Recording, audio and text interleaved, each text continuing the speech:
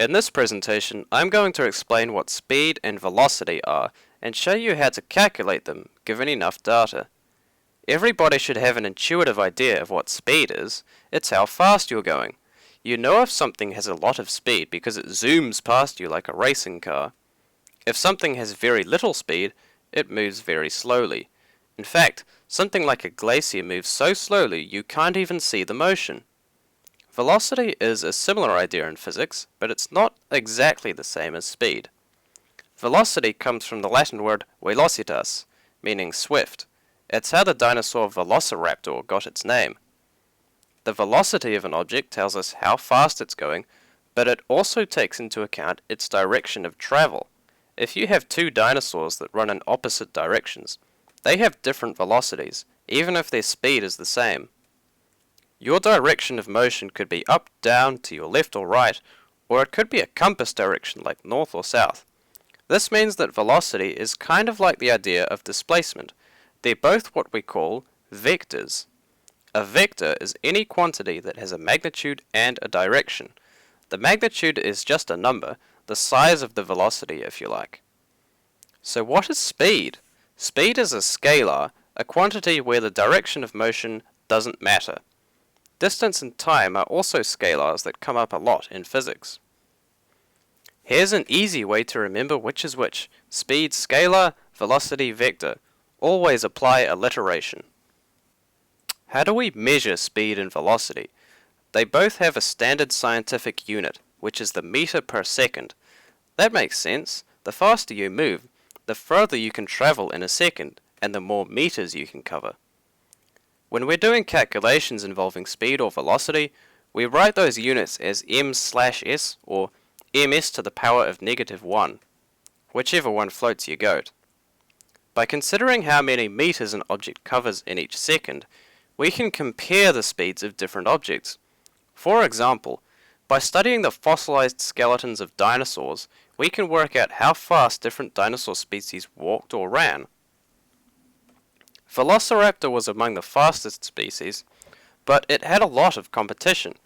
We think the vicious Nanotyrannus was the swiftest of all the dinosaurs, while a huge lumbering Diplodocus was one of the slowest. If you want to calculate the speed of something, you need to know how far it can travel in a certain length of time. In other words, you need the distance it travels and the time it takes to travel that distance.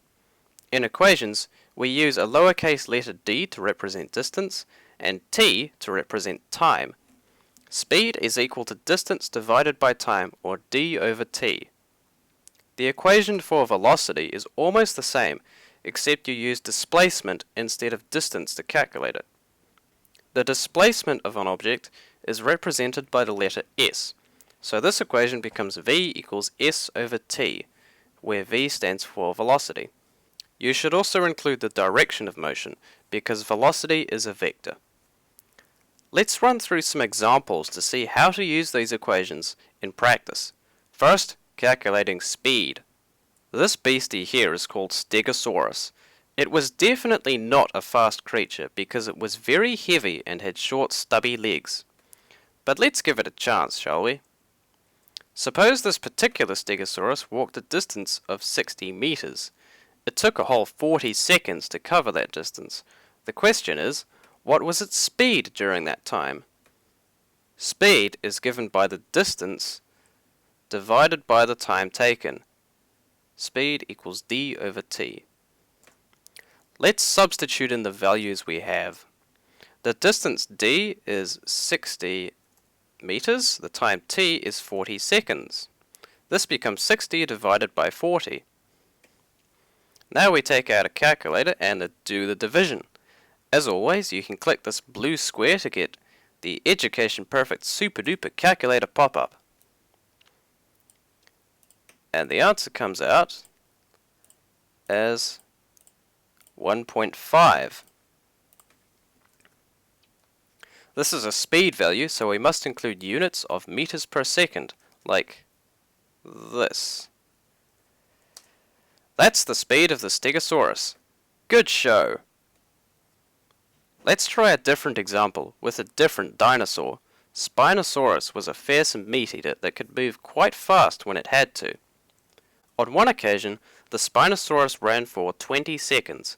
When it stopped running, it had a displacement of 220 meters north. Question: what was its velocity? Again, we turn to our equations. The equation for velocity looks like this: v equals s over t. Displacement divided by time. Next, we substitute or write in the values provided, these values here. The displacement s is 220. The time t is 20. Now it's time to crunch the numbers. This comes out as exactly 11 meters per second. Remember, we are calculating a velocity, so we should include a direction as well.